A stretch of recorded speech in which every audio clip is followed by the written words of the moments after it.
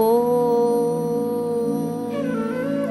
ശ്രീനാരായണ പരമഗുരവേ നമഃ. പ്രഭാഷണം രാമായണ മഹിമയും ഗുരുദർശന ഗരിമയും. പ്രഭാഷക ആചാര്യ ശ്രീമതി സുലേഖ ടീച്ചർ പൂത്തോട്ട. ഭാഗം 3. ഇതിനെ എങ്ങനെ തരണം ചെയ്തു എന്നറിയുമ്പോഴാണ് രാമനും നാമം വ്യത്യസ്തരാകുന്നത്. രാമൻ സത്യമറിഞ്ഞു. വാസിഷ്ഠ രാമായണം 24,000 ശ്ലോകങ്ങൾ കൊണ്ട് വാത്മീകി മുനി രാമായണം ചമച്ചപ്പോൾ 32,000 ശ്ലോകങ്ങളിലായിട്ട് വസിഷ്ഠ മുനി ജ്ഞാനോപദേശം ചെയ്യുന്നുണ്ട് ശ്രീരാമചന്ദ്ര ഭഗവാന്. ഗുരു അത് നന്നായി പാരായണം ചെയ്യുമായിരുന്നു. ആത്മാനന്ദ സ്വാമികളൊക്കെ എപ്പോഴും അത് വായിച്ചു കേൾപ്പിക്കുമായിരുന്നു ഗുരുവിന് ഇഷ്ടമായിരുന്നു ജ്ഞാനവാസിഷ്ടം. വസിഷ്ഠ മുനി പിന്നെ ശ്രീരാമചന്ദ്രന് കൊടുത്ത ഉപദേശമാണ്. അങ്ങനെയാണ് ശ്രീരാമചന്ദ്ര ഭഗവാൻ സത്യമറിഞ്ഞാണ് ഭഗവാനായത്. അപ്പോൾ നല്ലൊരു രാജാവാണ്, നല്ലൊരു മകനാണ്, നല്ലൊരു ഭർത്താവാണ്, നല്ലൊരു സ്വാമിയാണ്, നല്ലൊരു ശിഷ്യനാണ്. ഇങ്ങനെയൊക്കെയുള്ള ശ്രീരാമചന്ദ്ര ഭഗവാൻ ഒത്തിരി ദുരിതങ്ങൾ അനുഭവിച്ച് ആ ദുരിതങ്ങളെ സത്യമറിഞ്ഞ് അതിനെ തരണം ചെയ്തപ്പോഴാണ് നമ്മുടെ പൂജാമുറിയിൽ ശ്രീരാമചന്ദ്ര ഭഗവാൻ ഇടം പിടിക്കുന്നത്. അതുപോലെ തന്നെ രാവണൻ. നമ്മള് ജീവിതത്തില് എൻ്റെ ഒരു അഭിപ്രായം പറഞ്ഞാൽ നമ്മൾ രാമായണത്തിൽ നമുക്ക് ഏത് കഥാപാത്രം വേണമെങ്കിലും സ്വീകരിക്കാം. പക്ഷേ ജീവിതത്തിൽ വിജയിക്കാൻ ആഗ്രഹിക്കുന്നവരും തോറ്റുപോയവരും പഠിക്കേണ്ടത് രാവണനെയാണ്. കാരണം എല്ലാം ഉണ്ടായി ജീവിതത്തിൽ, എല്ലാം ഉണ്ടായിരുന്നു. രാവണൻ ജനിച്ച കുലം ഏതാണെന്നറിയോ? വിശ്രവസിന്റെ മകനായിട്ടാണ് ജനിച്ചത്. പ്രജാപതിയുടെ മകനായ പുലസ്ത്യന്റെ മകനായ വിശ്രവസ് ബ്രാഹ്മണനാണ്. രാവണന്റെ അച്ഛൻ നിസ്സാരക്കാരനൊന്നും അല്ല കേട്ടോ. രാവണന്റെ അച്ഛന്റെ അച്ഛൻ ദക്ഷ പ്രജാപതിയായ പുലസ്ത്യന്റെ മകനായ വിശ്രവസ് എന്ന ബ്രാഹ്മണൻ. ആ ബ്രാഹ്മണന് കേകസി എന്ന ആ രാക്ഷസ സ്ത്രീ രാജകുമാരിയിൽ ഉണ്ടായ പുത്രനാണ് രാവണൻ. അപ്പോൾ ജനനം വിശ്രവസിൽ നിന്നാണ്, ബ്രാഹ്മണ ജന്മം. അപ്പൊ നോക്കൂ, രാമനേക്കാൾ കുലമഹിമ കൊണ്ട് ഒത്തിരി മുന്നിലാണ് രാവണൻ. പിന്നെ ശാസ്ത്രജ്ഞാനം കൊണ്ടും രാമനേക്കാൾ മുന്നിലാണ്. ഒത്തിരി വിദ്യ പഠിച്ചിട്ടുണ്ട്. നല്ല കലാകാരനാണ്. വീണ തുടങ്ങിയ ഉപകരണങ്ങളിൽ നല്ല കലയിൽ നല്ല ആഴത്തിലുള്ള ജ്ഞാനം ഉണ്ടായിരുന്നു രാവണന്. ഇനി രാവണന്റെ ഭാര്യ മണ്ഡോദരി പഞ്ചസ്ത്രീരത്നങ്ങളിൽ ഒന്നാ. കുലമഹിമ കൊണ്ടും സൗന്ദര്യം കൊണ്ടും സീതയേക്കാൾ ഒരു പടി മുന്നിലാണ് മണ്ഡോദരി. എന്തെല്ലാം സൗഭാഗ്യങ്ങളാ! പക്ഷേ ജീവിതത്തിൽ തോറ്റുപോയത് എന്തുകൊണ്ട്? വിദ്യ പകർന്നു കൊടുക്കേണ്ട, കാരുണ്യപൂർണവും പാദം നമസ്കരിച്ച് വിദ്യ പകർന്നു കൊടുക്കേണ്ട ഗുരുവിനെ പിടിച്ചു കെട്ടിക്കൊണ്ടുവന്നാണ് വിദ്യ നേടിയത്. സീതയെ കൂടാതെ രാവണൻ ഉപദ്രവിച്ച സ്ത്രീകളുടെ പട്ടിക എത്ര! രാമനെയും രാവണനെയും പഠിക്കുമ്പോൾ ഒരു കാര്യം ഞാൻ പറയാം. രണ്ടുപേരെ വ്യത്യസ്തമാക്കുന്നത് രാമനിൽ അനുകമ്പയുണ്ടായിരുന്നു, കരുണയുണ്ടായിരുന്നു. രാവണനിൽ അനുകമ്പ കട്ട്. അതുകൊണ്ടാണ് രാവണന് ദയനീയമായ ഒരു അന്ത്യമുണ്ടായത്. അപ്പൊ നോക്കൂ, അപ്പോൾ പിന്നെ ഒരു കാര്യം കൂടി പറയാനുള്ളത്, രാവണന്റെ ജന്മം ഒരു മര്യാദയില്ലാത്ത ദാമ്പത്യത്തിൽ നിന്നായിരുന്നു. സന്ധ്യാസമയമായിരുന്നു സന്താനോത്പാദനത്തിന് തിരഞ്ഞെടുത്തത്. ശരിക്കും ഒരിക്കലും തിരഞ്ഞെടുക്കാൻ പറ്റാത്തൊരു സമയമാണത്. നിമിത്തശാസ്ത്രം അറിയാവുന്ന വിശ്രവസ് പറയുകയും ചെയ്തു, ഇത് ഉചിതമായ കാലമല്ല എന്ന്. പക്ഷേ കേകസിയുടെ നിർബന്ധ പ്രകാരമാണ് അവർ ഒത്തുചേർന്നപ്പോൾ ആ സമയത്തുണ്ടായ കുലാന്തകനായ മകനാണ് രാവണൻ. ഗുരു ശ്രീനാരായണ ധർമ്മത്തിൽ പറഞ്ഞു വെക്കുന്നു. ശ്രീനാരായണ ധർമ്മമൊക്കെ കേട്ടിട്ടുണ്ടോ? ശ്രീനാരായണ ധർമ്മം എന്ന കൃതി ഗുരു രചിച്ചിട്ട് 100 വർഷമാകുന്നു.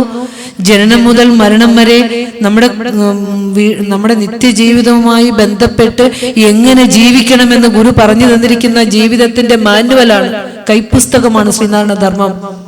ഒരു ക്രൈസ്തവ ഭവനത്തിലാണെങ്കിലുണ്ടല്ലോ, ഒരു ബൈബിളൊക്കെ അവർ വെച്ചിരിക്കുന്ന എത്ര ഭക്തിയോടുകൂടിയാണ്. നമ്മുടെ എത്ര പേരുടെ ഭവനങ്ങളിലുണ്ട് ഗുരുദേവ കൃതി. വേണമെങ്കിൽ രാമായണവും ഭാഗവതവും ഒക്കെ നമ്മൾ വയ്ക്കും. പക്ഷെ നമ്മളൊന്നും ഗുരുവിലേക്ക് നടന്നടുത്ത് തുടങ്ങിയിട്ടില്ല എന്നുള്ളതാണ്. അവിടെയും നമ്മൾ ഗുരുവിന് അയിത്തം കൽപ്പിക്കുന്നുണ്ട്. അപ്പോ പഠിച്ചു വരേണ്ടതുണ്ട് നാം. അപ്പോ അതില് ശ്രീനാരായണ ധർമ്മത്തിൽ ഗുരു പറയുക, ഒരു പെൺകുട്ടി ഒരു കുഞ്ഞിൻ ജനിക്കാൻ ആഗ്രഹിക്കുമ്പോൾ, ഒരു സന്താന ഇച്ഛയോടുകൂടി ഭർത്താവിനോട് ചേരുമ്പോൾ ചില നിഷ്ഠകളുണ്ട്, ചില പർവ്വകാലങ്ങൾ ഉപേക്ഷിക്കേണ്ടതുണ്ട്. ഋതുസ്നാനം കഴിഞ്ഞ് 12 ദിവസത്തിനുള്ളിൽ സ്ത്രീ പുരുഷ സംയോഗമുണ്ടായാൽ ഒരു കുഞ്ഞ് ജനിക്കും. അപ്പോൾ അവിടെ ചില പ്രത്യേക പർവ്വങ്ങൾ ഉപേക്ഷിക്കപ്പെടണം. ഗുരു കൃത്യമായി അവിടെ എഴുതി വെച്ചിട്ടുണ്ട്, പറഞ്ഞു തന്നിട്ടുണ്ട്. അതായത് വാവ് കഴിഞ്ഞ് 8-ാം ദിവസം, പിന്നെ ചതുർദശി 14-ാം ദിവസം, ഗ്രഹണം സന്ധ്യ അല്ലെങ്കിൽ അതിരാവിലെ ഉള്ള പ്രഭാത സമയവും ഗ്രഹണ സന്ധ്യാസമയവും, ഉത്സവം, ഇങ്ങനെയുള്ള അയനസന്ധികൾ, കുടികേറുന്ന സമയമൊക്കെ ചുറ്റുപാടും ദേവപ്രസരണം ഉള്ള സമയമാണ്. ഇങ്ങനെയുള്ള സമയങ്ങൾ സന്താനോത്പാദനത്തിന് യുക്തമല്ല. അങ്ങനെ ജനിക്കുന്ന കുഞ്ഞുങ്ങൾ കുലാന്തകന്മാരായ മക്കളായിരിക്കും എന്ന് പറയുന്നു. നമ്മളൊക്കെ എത്ര പേര് ഇതൊക്കെ അറിഞ്ഞിട്ടുണ്ട് അല്ല? ഇതൊക്കെ നമ്മൾ നല്ല ശ്രീനാരായണ ധർമ്മമൊക്കെ നമ്മൾ പഠിക്കണം. ഈ രാവണനെ തന്നെ നമുക്ക് എടുത്താൽ മതിയല്ലോ. രാവണൻ ഒരു കാരണവശാലും അങ്ങനെ വരേണ്ട ആളല്ല. അപ്പോ രാമനെ പഠിച്ചു, രാവണനെ നമ്മൾ പറഞ്ഞു തന്നു. ഇനി നമ്മൾക്ക് പഠിക്കേണ്ടത് ഗുരുവിനെയാണ് പറയേണ്ടത്. അതായത് ഇപ്പോ ഗുരു പ്രതിഷ്ഠിച്ച ക്ഷേത്രങ്ങള് തൃശ്ശൂരും ഉണ്ട് അല്ലെ? തൃശ്ശൂര് 3 ഉണ്ട്. കാരമുക്ക്, കൂർക്കാഞ്ചേരി മഹേശ്വര ക്ഷേത്രമുണ്ട്, പിന്നെന്താ കാരമുക്ക് ചിദംബരം ക്ഷേത്രമുണ്ട്, പിന്നെ പെരുങ്ങോട്ടുകര സോമനാഥ ക്ഷേത്രമുണ്ട്, പിന്നെ ശിവലിംഗദാസ സ്വാമികള് പ്രതിഷ്ഠിച്ച ഒരു ക്ഷേത്രമുണ്ടല്ലോ, വിശ്വനാഥ ക്ഷേത്രമുണ്ട് ചാവക്കാട് അല്ലെ?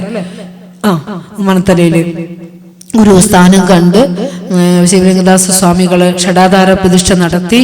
പിന്നെ ശിവഗിരി മഠത്തിന്റെ അവസാനത്തെ മഠാധിപതിയായിരുന്ന ശങ്കരാനന്ദ സ്വാമികള് അതിനുശേഷം 1942 30 വർഷങ്ങൾക്ക് ശേഷം വിശ്വനാഥ പ്രതിഷ്ഠ നടത്തിയ ആ സ്ഥലം പുണ്യമായ ഒരു സങ്കേതത്തിലിരുന്നു കൊണ്ടാണ് നമ്മൾ ഇതൊക്കെ വിചാരം ചെയ്യുന്നത്. ഗുരു ഈ ദേശത്തെ മുന്നിൽ കണ്ടിട്ടുണ്ട്. ഇവിടെ ആധ്യാത്മികമായി ഉയരണമെന്നും സത്യമറിഞ്ഞ് വളരുന്ന മനുഷ്യരുണ്ടാകണമെന്നും ഗുരു കണ്ടിട്ടുണ്ട്. അതുകൊണ്ട് തന്നെയാണ് ഗുരു ഇതൊക്കെ ഇവിടെ ഏറ്റവും കൂടുതൽ ക്ഷേത്രങ്ങൾ തന്നിട്ടുള്ളത്. പക്ഷെ നമ്മൾ ഇനി ഇതൊക്കെ ഓരോ നിമിത്തമായി എടുത്തുകൊണ്ട് ഇതിലേക്ക് വരേണ്ടതുണ്ട്.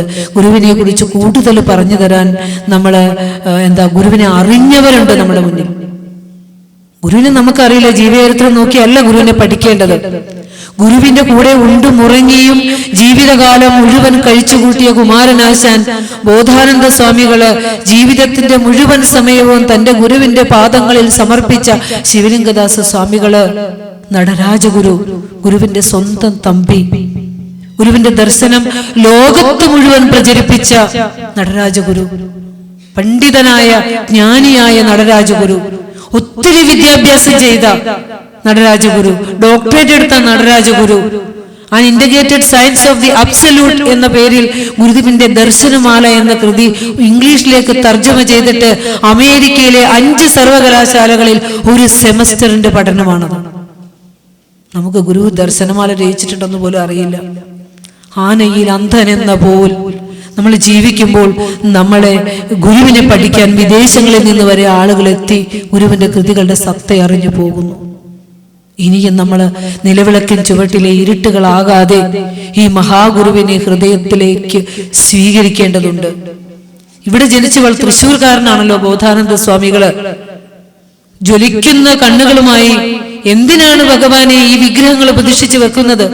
എല്ലായിടത്തും നിറഞ്ഞിരിക്കുന്ന ഈശ്വരനെ എന്തിനാണ് ഒരു വിഗ്രഹത്തിൽ പ്രതിഷ്ഠിക്കുന്നത് എന്ന് ബോധമുള്ള ബോധാനന്ദ സ്വാമി ഗുരുവിനെ ചോദ്യം ചെയ്യാൻ വേണ്ടി തലശ്ശേരി ജഗന്നാഥ ക്ഷേത്രത്തിന്റെ മണ്ണിലേക്ക് ഒരു എത്തലുണ്ട്. ഗുരുവിന്റെ കണ്ണുകളിലേക്കൊന്ന് നോക്കിയതും നേരെ ആ പാദങ്ങളിൽ വീണ് നമസ്കരിക്കുകയാണ്. അതാണ് പറഞ്ഞ മോഹാകുലരാം ഞങ്ങളെ അങ്ങയുടെ അടിപ്പൂ, സ്നേഹാത്മകമാം പാശം അതിൽ കേട്ടിഴപ്പൂ. ആ ഒരു നോട്ടം കൊണ്ട് ആ പാദത്തിലേക്ക് പതിച്ചിട്ട് പിന്നെ വിഗ്രഹപ്രതിഷ്ഠ ചെയ്തു ബോധാനന്ദ സ്വാമികള്. ആലോചിച്ച് നോക്കൂ, ഗുരുദേവൻ പ്രതിഷ്ഠിച്ച ക്ഷേത്രങ്ങളുടെ ശില്പപണികളെല്ലാം നടത്തിയിരുന്നു ബോധാനന്ദ സ്വാമികള്. ആ ബോധാനന്ദ സ്വാമിയെ കുറിച്ച് ഗുരു പറയുമായിരുന്നു, ബോധാനന്ദനോളം ത്യാഗം നമുക്കില്ല പറയുമായിരുന്നു. ദൈവത്തിനൊത്ത ഗുരുവര്യനെയും വരിച്ചു വൈവശ്യമാകെ അകലാനിടയാകണം മേ എന്ന് പറഞ്ഞ ബോധാനന്ദ സ്വാമികൾ. എന്നാൽ ഉപദ്രവമൊരുത്തനുമൊന്നുകൊണ്ടും എന്നാളുമേൽക്കരുത് ഞാൻ കരുതാതെ കണ്ടും. നന്നായി വരട്ടെ മമ വൈരി ജനങ്ങൾ പോലും എന്നാകണം മമ മനസ്സു ജഗത് സ്വരൂപ എന്ന രീതിയിൽ മനസ്സിനെ പക്വമാക്കിയെടുത്തു ഗുരുവിന്റെ ശിഷ്യഗണങ്ങളുടെ ഗുരു. ആരാരൊക്കെ ആ സന്നിധിയിലേക്ക് വന്നിട്ടുണ്ടോ അവരൊക്കെ ഈ മനസ്സാക്കി എടുത്തിട്ടുണ്ട്. അതുപോലെ തന്നെ ശിവലിംഗദാസ സ്വാമി നമ്മളിപ്പോ ഗുരുശൽക്കം ചൊല്ലിയില്ലേ, സ്വാമി പറഞ്ഞ എങ്ങനെയാ, യസ്യനഃ കൽപതേ സിദ്ധൈഹി പാദാംബുജരജോലവഃ നാരായണ യതീന്ദ്രായ തസ്മൈ ശ്രീ ഗുരവേ നമഃ. ഇവരൊക്കെ അറിഞ്ഞു പറഞ്ഞതല്ലേ, നമ്മൾ വെറുതെ ഒന്ന് ആലോചിച്ച് നോക്കൂ. ഇവരൊക്കെ ഗുരുവിനെ അറിഞ്ഞിട്ട് പറയാ, ഭഗവാനെ അങ്ങയുടെ പാദങ്ങളിൽ പറ്റിയിരിക്കുന്ന, പാദാംബുജങ്ങളിൽ പറ്റിയിരിക്കുന്ന രജസിന്റെ പൊടിയുടെ ഒരു കണം, ഒരു കണം മതിയല്ലോ ഭഗവാനെ, ഞങ്ങളുടെ എല്ലാവിധത്തിലുള്ള പാപങ്ങളെയും ഇല്ലാതെയാക്കി ഞങ്ങളെ ഈശ്വരനിലേക്ക് അടുപ്പിക്കാൻ. ഭഗവാന്റെ പാദം പതിഞ്ഞ ആ പൊടി, ആ ഇപ്പോഴും ഓർക്കും എവിടെയാ ഭഗവാന്റെ പാദം പതിഞ്ഞിട്ടുള്ളത്, ആ പതിഞ്ഞ സ്ഥലം മാറി നടക്കാൻ എനിക്കാവണേ, അതിന്റെ മീതെ എന്റെ കാലടി പതിയല്ലേ അല്ലേ. ഇവിടെയൊക്കെ പതിച്ചു പോയതാ, കാലടി പതിഞ്ഞ പുണ്യഭൂമിയായത്. ഗുരുവിനെ അറിഞ്ഞില്ലെങ്കിൽ ഇനിയും വരേണ്ടി വരും. ഈ ഗുരുകുലത്തിൽ ഉദയം ചെയ്തിട്ട് ജനിച്ചിട്ട് ഈ പുണ്യഗുരുവിനെ കിട്ടിയിട്ട് അറിയാതെ പോയാൽ ഇനിയും വരും.